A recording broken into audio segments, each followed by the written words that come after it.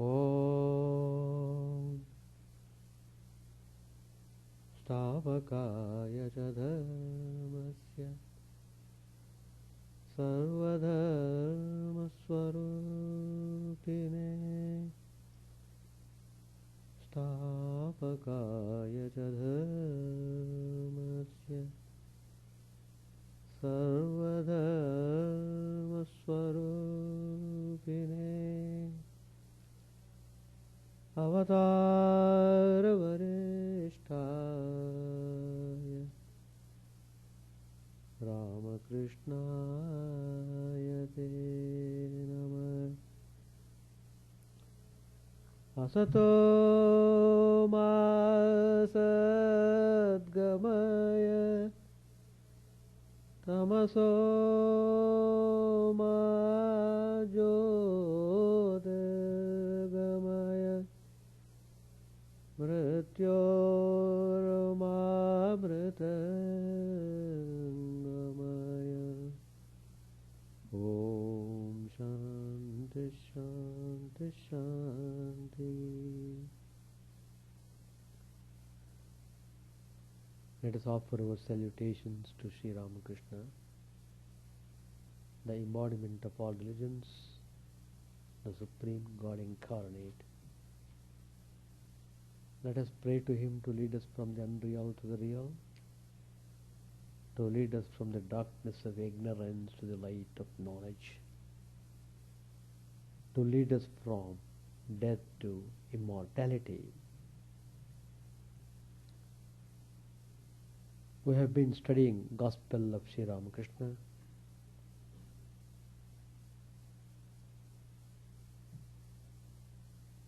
Always the incarnation comes with his own special team. In order to give effective guidance to the spiritual seekers, to those who really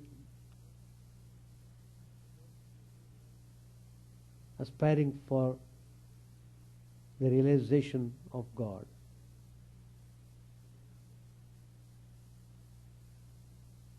The incarnation and his team always guide with practical instructions how to reach God.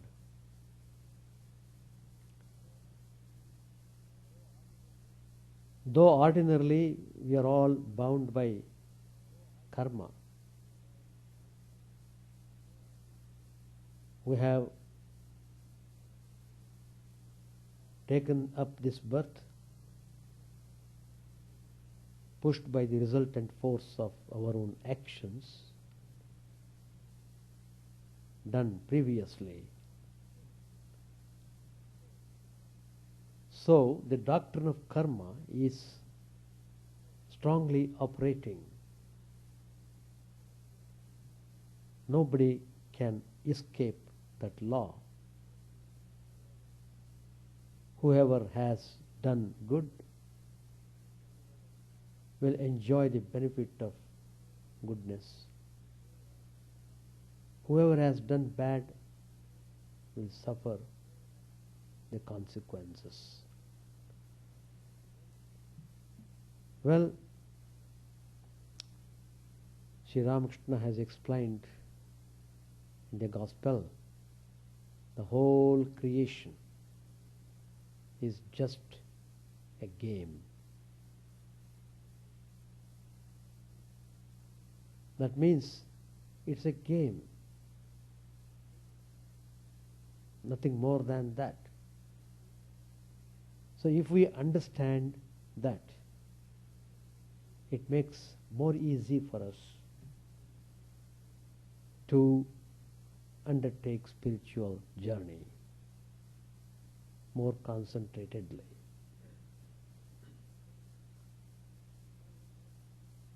Well, we will have to learn lessons through the sufferings, through the experiences in our life. and we have to take the right course. But the case of incarnation and his special team is different. They are born into this world not because of any resultant force of action, but they have come onto this world on their own sweet will, out of their infinite compassion, love towards the creation. So today's topic I am speaking on characteristics of the Everfree. So we will have to definitely look with great respect and reverence, with great love, devotion and dedication,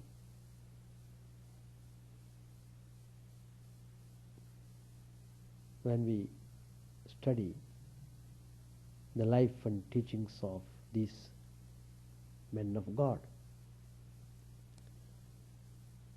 Sri Ramakrishna said to a devotee, in this creation of God, there is a variety of things. Men, animals, trees, plants, and so many other things. Among the animals, some are good, some are bad. There are ferocious animals like the tiger.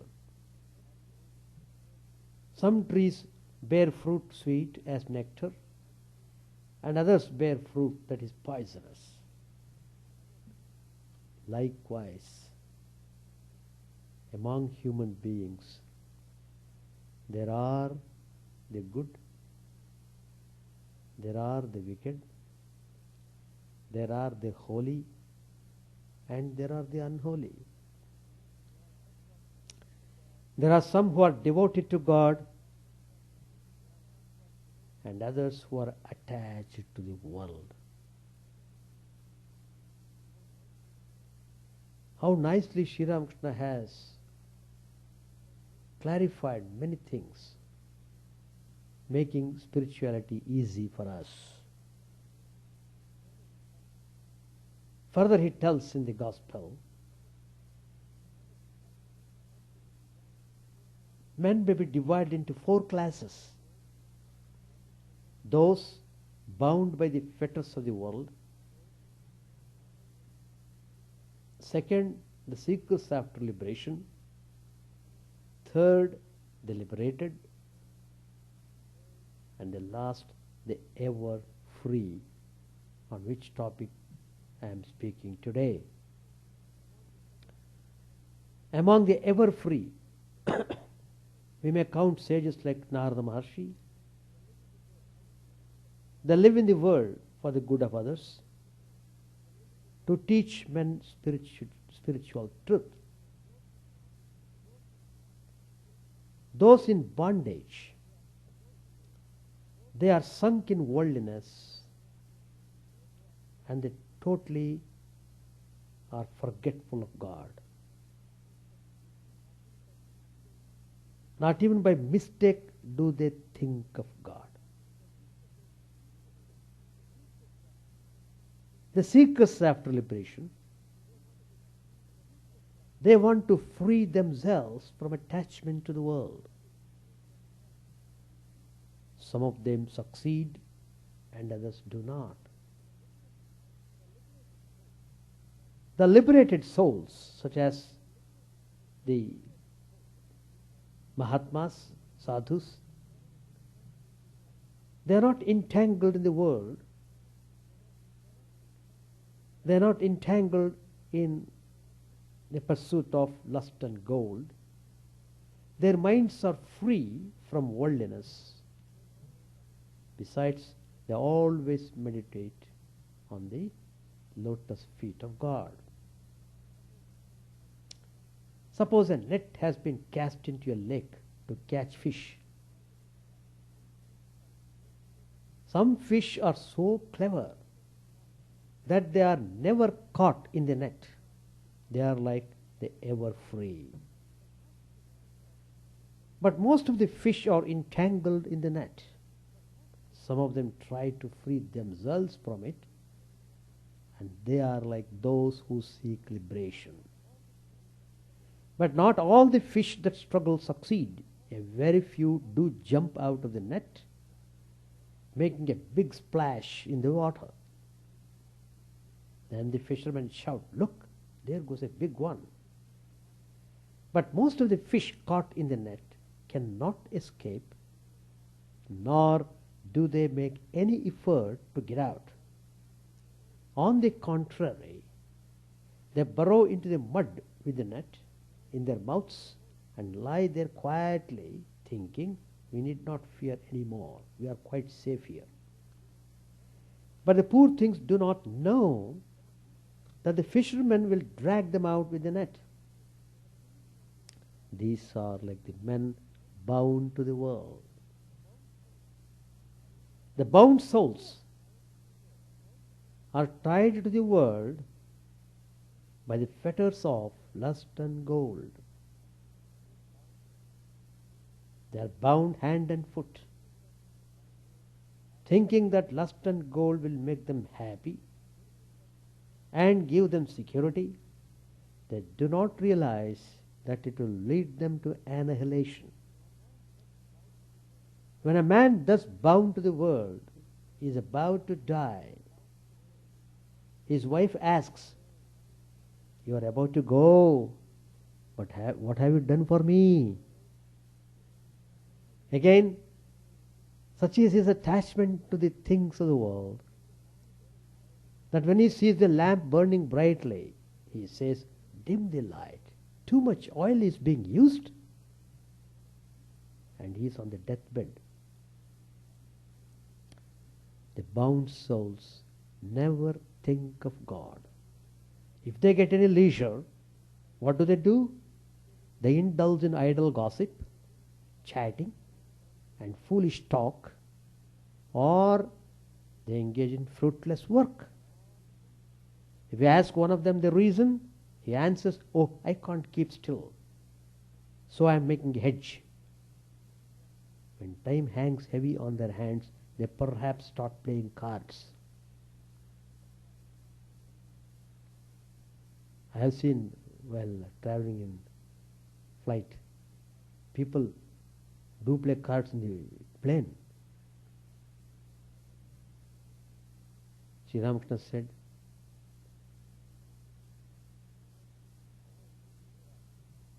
"You all see this boy," referring to Narendranath. "He behaves that way here. A naughty boy seems very gentle, but he is quite another person when he plays in the Chandani." Narendra and people of his type belong to the class of the ever-free. They are never entangled in the world. When they grow a little older, they feel the awakening of inner consciousness and go directly towards God. Then why do they come? What's the purpose of their coming on to this earth? They come to the world only to teach others. They never care for anything of the world. They are never attached to lust and gold. The Vedas speak of the Homa bird. It lies high up in the sky, and there it lays its egg. As soon as the egg is laid, it begins to fall. But it's so high up that it continues to fall for many days. As it falls, it hatches, and the chick falls. As the chick falls, its eyes open, it grows wing. As soon as its eyes open, it realizes that it is falling and will be dashed to pieces on touching the earth. Then it at once shoots up toward the mother bird high in the sky.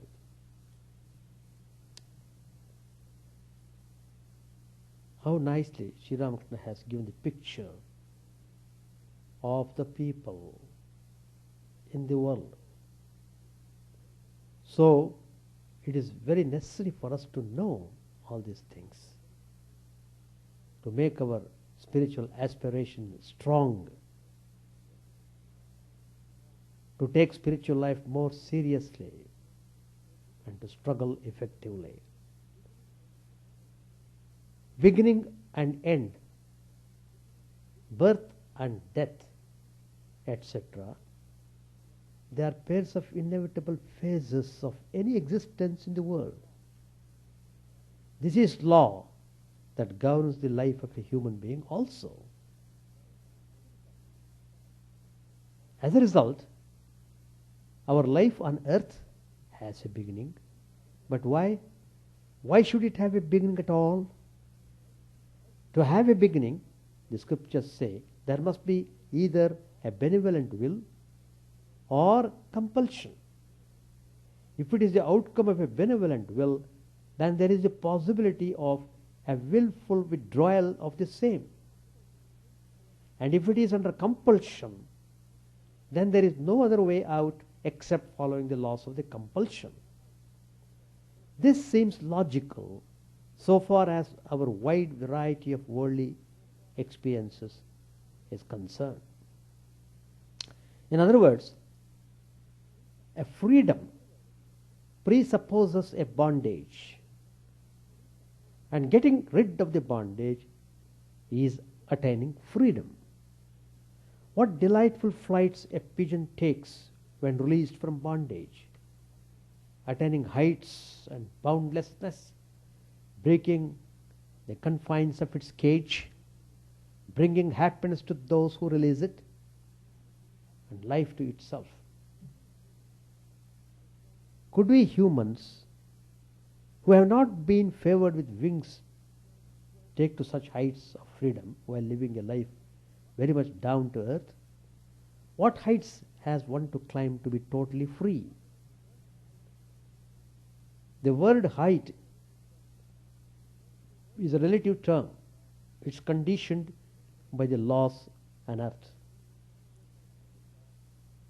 Swami Vivekananda questioned this logic, saying, how can that be free, which is bound by laws? What height has the earth, our mother earth itself, attained? There is no answer. The earth's height is related to the neighboring planets, stars, etc. in the galaxy.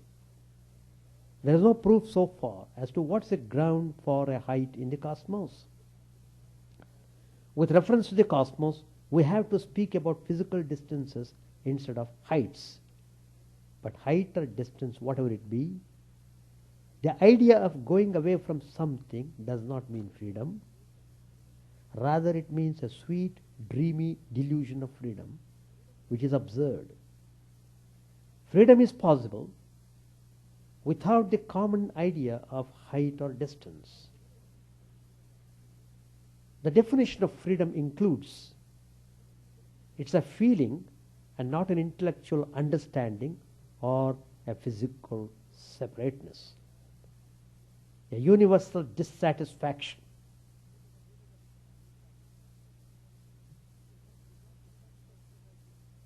It is not dissatisfaction about the bondage of a part, but about the bondage of the whole.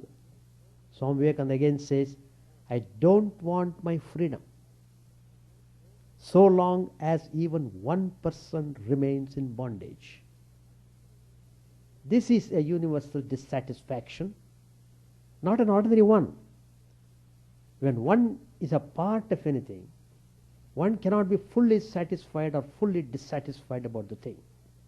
He or she has to stand apart and place the whole thing before him or her to be completely satisfied or dissatisfied about it. Freedom should be the inherent nature of our soul. Otherwise, freedom has no significance. It is the apparent man who is in bondage. The real man has no bondage, and so he is free, ever free. The test of real freedom is that It won't hurt others. It won't allow one to be held by others. Not only that, it also means that one shouldn't have the childish right to lean on others. A compulsion, therefore, has two aspects. One is subjective and the other objective. Isn't the compulsion dependent on one's own choice, preferring one aspect to the other? The question is, do we really want to be free? To be in real freedom, even while one is living in the world, one should have such a birth that is beyond these limited laws of a benevolent will or of a compulsion. This birth is called avirbhava in Sanskrit, appearance or advent.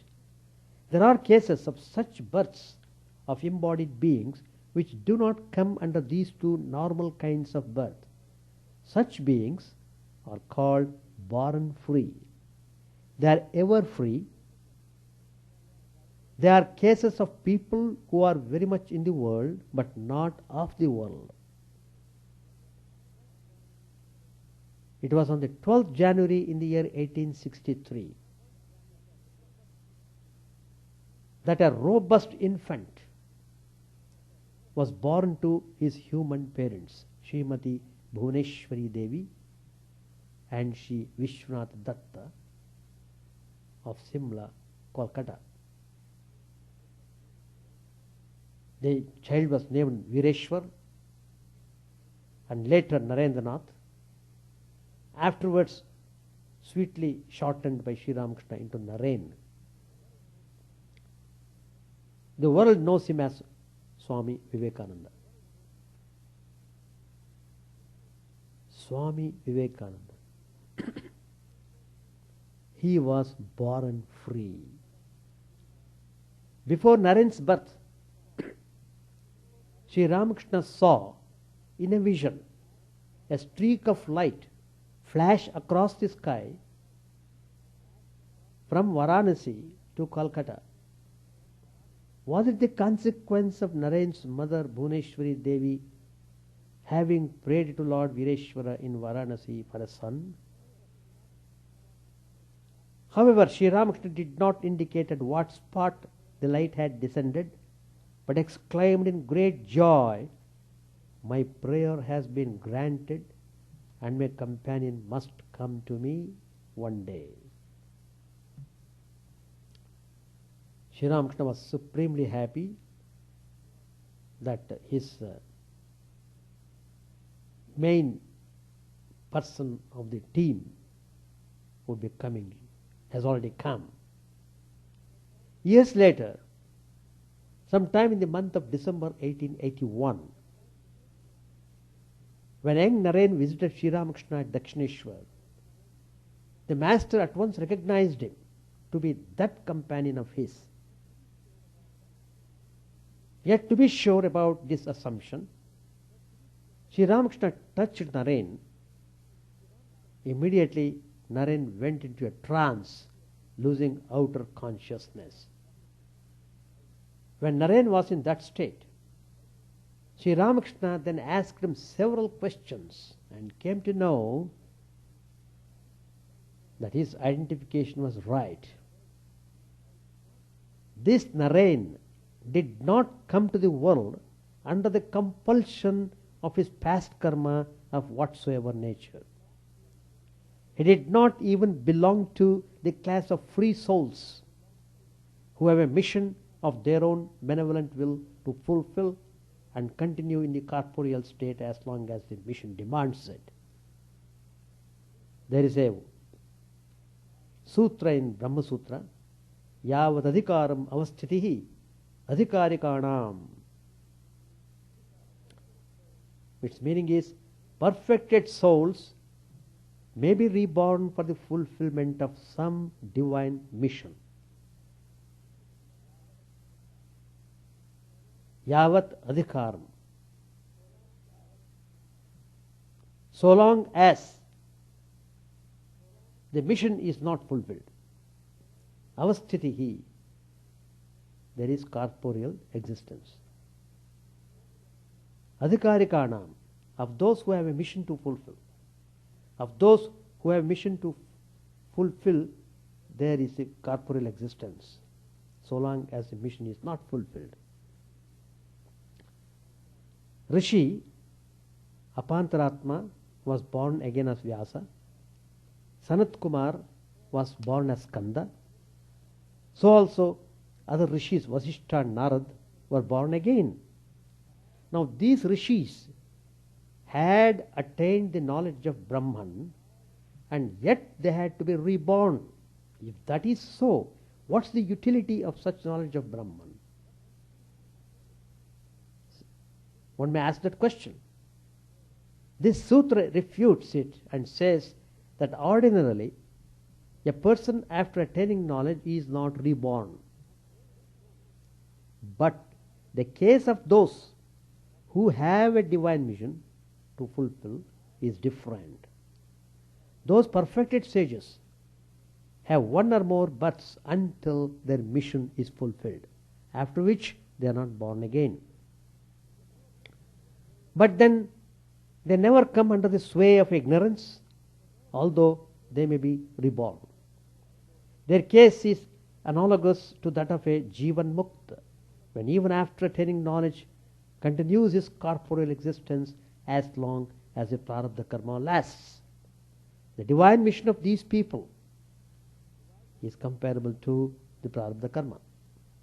Naren came down to this earth at the entreaty of a divine child to help the child in his earthly mission. The divine child, of course, was Sri Ramakrishna. In the Bhagavatam, we come across a similar incident. Before Sri Krishna was born as the baby of Devaki and Vasudeva in the prison of Kamsa, Lord Vishnu requested Mahamaya to be born as the daughter of Yashoda and Nanda to help him in his mission on the earth. Who can ignore a divine call? For such persons, what could their philosophy of life be? We wonder. They have no life to be scrupulously worked out for their own salvation. They are ever free. It is therefore incumbent on them to find out a meaning in their life that Swami Vivekananda fulfilled wonderfully. The meaning of his life was to guide others and help them discover the meaning of their lives. From his childhood, Swami Vivekananda was a leader, destined to guide all.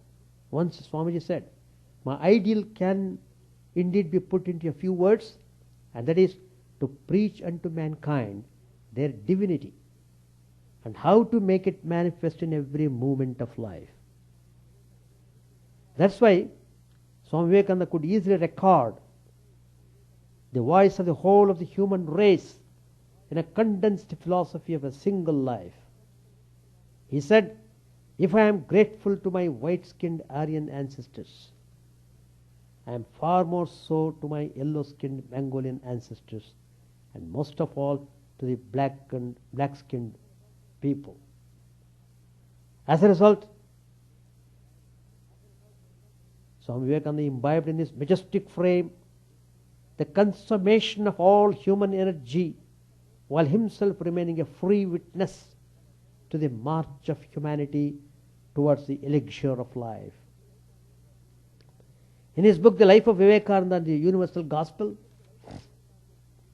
Romarola writes, in the two words, equilibrium and synthesis, Vivekananda's constructive genius may be summed up. He was a personification of the harmony of all human energy. Of all human energy. Even in his times, way back at the beginning of the last century, Swami Vivekananda addressed problems with a global insight. The Vedantic truth of one atom, dragging the whole universe behind it, formed the basis of his vision. His freedom kindled in him the idea of Sarva Mukti, freedom for the whole. In his early days, asked by Sri Ramakrishna how Naren would like to spend his life. Naren replied that he would spend his time in deep meditation. Sri Ramakrishna reprimanded him, saying, "Good heavens, you wish your own liberation? I thought you would be like a huge banyan tree under whose shade many people will assuage their pains. Instead, you want your own liberation." Narendra was quick to grasp the implication of Sri Ramakrishna's point.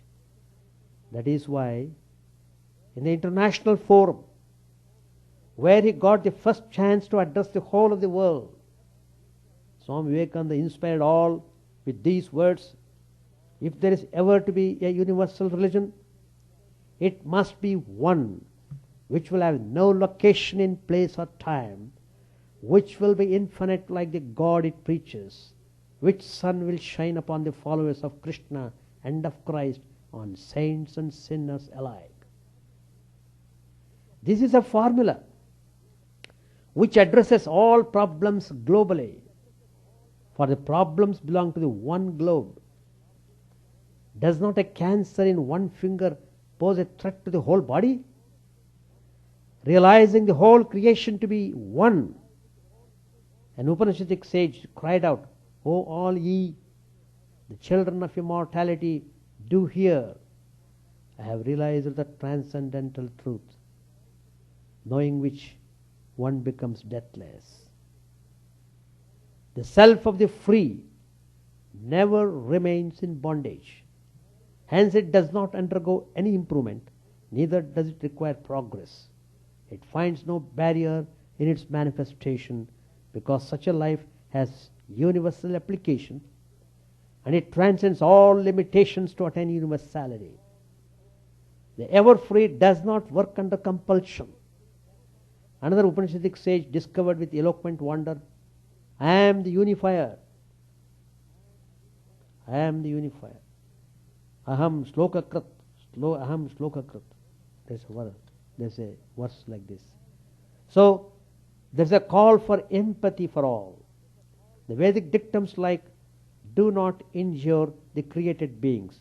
Ma himsyat sarva bhutani," have transcultural application.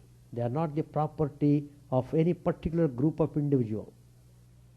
Swamiji always encouraged everyone to move towards the infinite whole, which is beyond all trifles. He says, the more a man advances towards oneness, the more ideas of I and you are subside. The fateful luxury of the constant use or misuse of I should be replaced with a we, if we want to preserve the dignity of this I. Then one becomes free at once. It infuses a universal idea of duty itself. When life itself is taken and studied in a global perspective, all the ideas about duty become spiritualized, and they betoken a universality. It becomes a global, it becomes a goal of life. What's the goal of life? Somebody asked. Well, in today's context, the goal of life is to achieve a goal. Doesn't it seem crazy? Maybe. Let us examine our acts of fixing goals. It is true that we fix goals in life, but it is also true that we don't have a single goal, but many goals. Our today's goal is replaced by tomorrow's as a consequence of our lukewarm approach to the goals. Thus, in a frenzy of conducting sample surveys, we go on changing goals without ever attaining any of them. Goals are not worthy of the name if they are never reached. On the other hand, if we take time, cogitate over our possibilities and abilities, and then fix a goal, an ultimate goal to which all other subsidiary goals lead, and then channel all our energies to achieving it, it would be an act of wisdom.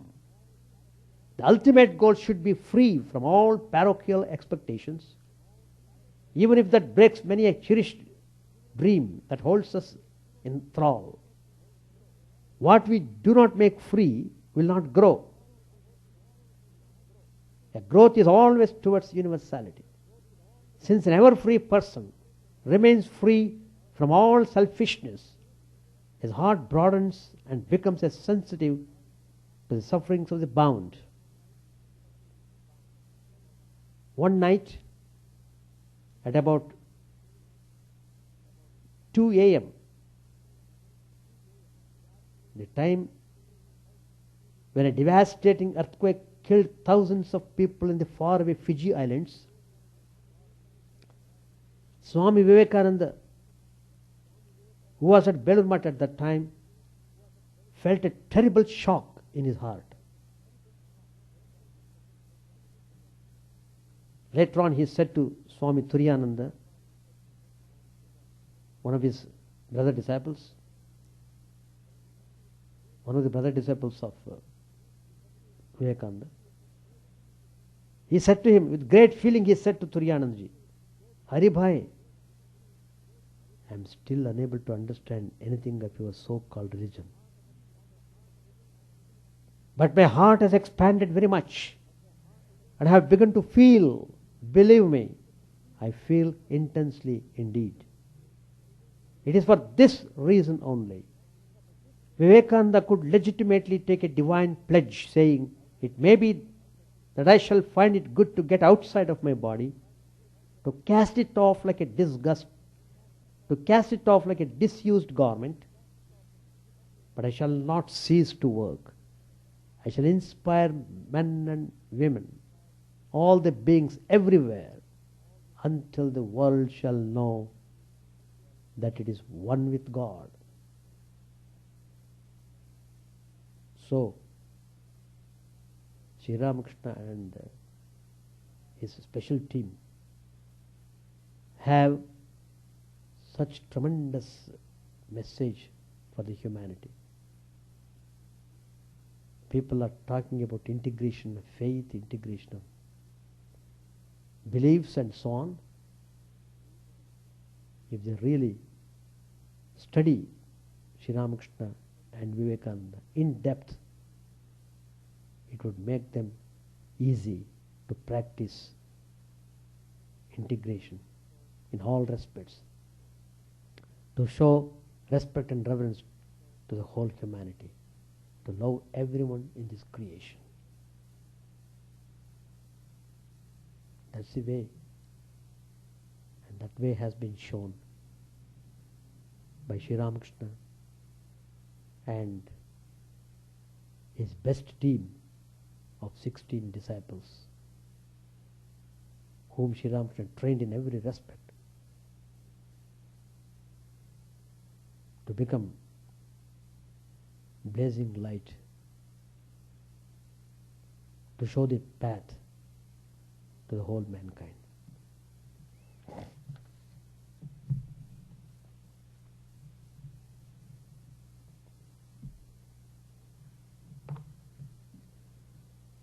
Page 772.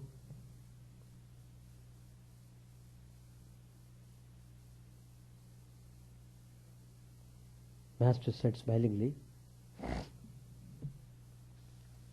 one day I remarked that the chatak bird doesn't drink any water except that which falls from the sky.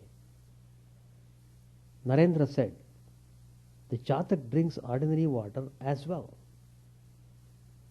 Then I said to the Divine Mother, Mother, then are my words untrue? I was greatly worried about it. Another day, later on, Narendra was here. Several birds were flying about in the room. He exclaimed, there, there. What's there? I asked. He said, there is your chatak. I found they were only bats. Since that day, I don't accept what Narendra says. Allah. At Jadu Malik's garden house, Narendra said to me, the forms of God that you see are the fiction of your mind. I was amazed and said to him, but they speak too. Narendra answered, yes, one may think so. I went to the temple and wept before the mother. Oh mother, I said, what is this? Then is this all false? How could Narendra say that? Instantly I had a revelation. I saw consciousness, indivisible consciousness, and a divine revelation, and a divine being formed of that consciousness. The divine form said to me, if your words are untrue, how is it that they tally with the facts?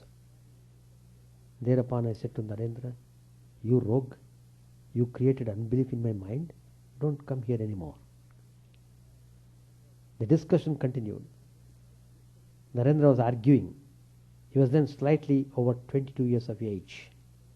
Narendra said to Girish M. and others, how am I to believe in the words of scripture? The Mahanirvana Tantra says in one place that unless a man attains the knowledge of Brahman, he goes to hell. And the same book says in another place that there is no salvation without the worship of Parvati, the Divine Mother. Manu writes about himself in the Manusmriti.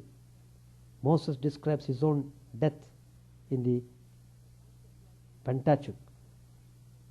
The Sankhya philosophy says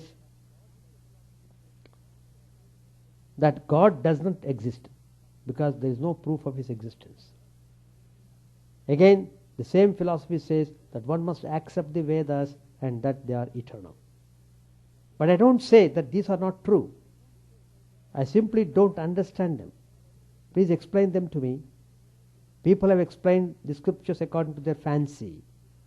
Which explanation shall we accept? White light coming through a red medium appears red, through a green medium green. A devotee said, the Gita contains the words of God. Master said, yes, the Gita is the essence of all scriptures. A sannyasi may or may not keep with him another book, but he always carries a pocket Gita. A devotee said, the Gita contains the words of Krishna. Narendra said, yes, Krishna or any fellow for that matter.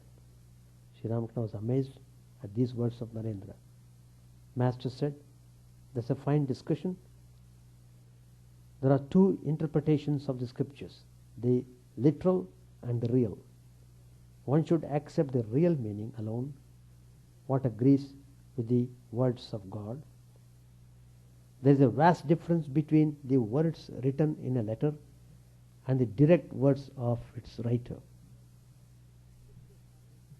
The scriptures are like the words of the letter. The words of God are direct words. I don't accept anything unless it agrees with the direct words of the Divine Mother. The conversation again turned into divine incarnation. Narendra said, it's enough to have faith in God. I don't care about what he is doing or what he hangs from. Infinite is the universe, infinite are the incarnations. As Sri Ramakrishna heard the words, infinite is the universe, infinite are the incarnations, he said with folded hands, Yam whispered something to Bhavanath. Bhavanath said, Yam says, as long as I have not seen the elephant, how can I know whether it can pass through the eyes of a needle? I do not know God. How can I understand through reason whether or not he can incarnate himself as a man? Master said, everything is possible for God. It is he who casts the spell. The magician swallows the knife and takes it out again. He swallows the stones and bricks. A devotee said, the Brahmins say that a man should perform his worldly duties. He must not renounce them. Girish said, yes, I saw something like that in their paper, the Sulabha Samachar. But a man cannot even finish all the works that are necessary for him in order to know God. And still he speaks of worldly duties. Sri Ramakrishna smiled a little, looked at him and made a sign with his eye as if to say, what he says is right. Yam understood that this question of performing duties was an extremely difficult one. Purna arrived. Master said, who told you about our being here? Purna said, Sharada. Master said to the women devotees, give him some refreshments. Narendra was preparing to sing. The master and the devotees were eager to hear his music. Narendra sang Shiva, Thy ruddy thunderbolt rules over meadows, hills, and sky. O God of gods, O slayer of time, thou the great void, the king of dharma, Shiva, thou blessed one, redeem me, take away my grievous sin. He sang again, sweet is thy name, O refuge of the humble. It falls like sweetest nectar on our ears and comforts us, beloved of our souls. Again he sang, why, O mind, do you never call on him who takes away all fear of danger? Tricked by delusion, you forget yourself, enamored of the world's bleak wilderness. Alas, what a mockery is here. Comrades and wealth, you cannot always keep. Take care lest you forget him quiet. Give up the false, O mind, adore the real, and all the grief will vanish from your life. Keep my good counsel in your heart. With sounding voice proclaim Lord Hari's name, and cast away your false desires.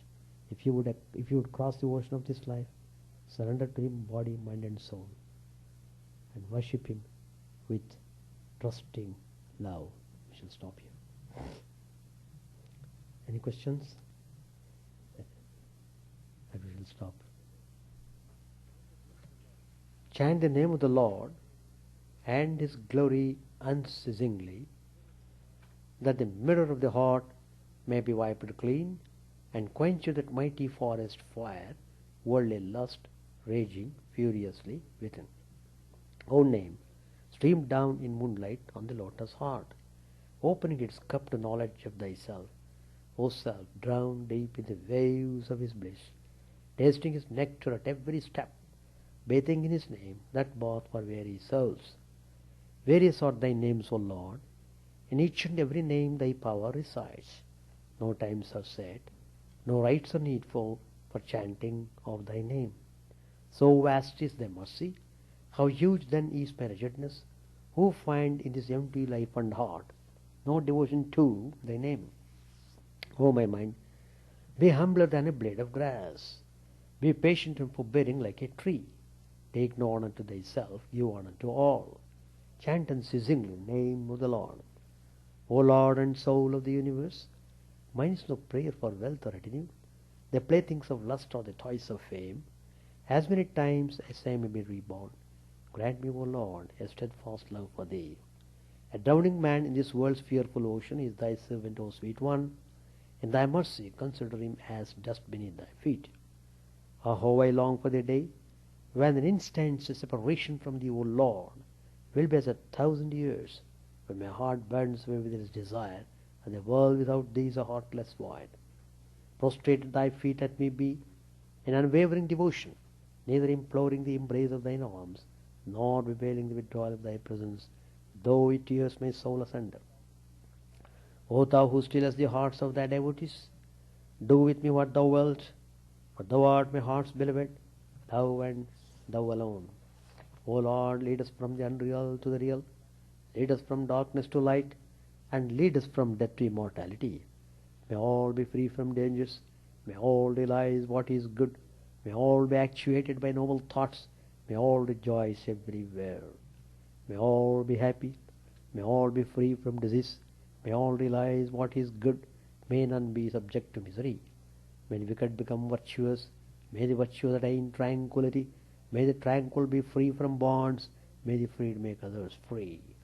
May good betide all people, may the sovereign righteously rule the earth, may all beings ever attain what is good, may the worlds be prosperous and happy. May the clouds pour rain in time, may the earth be blessed with crops, may all countries be freed from calamity, may holy men live without fear. May the Lord, the destroyer of sins, the presiding deity of all sacred works, be satisfied. For, he being pleased, the whole universe becomes pleased. He being satisfied, the whole universe feels satisfied.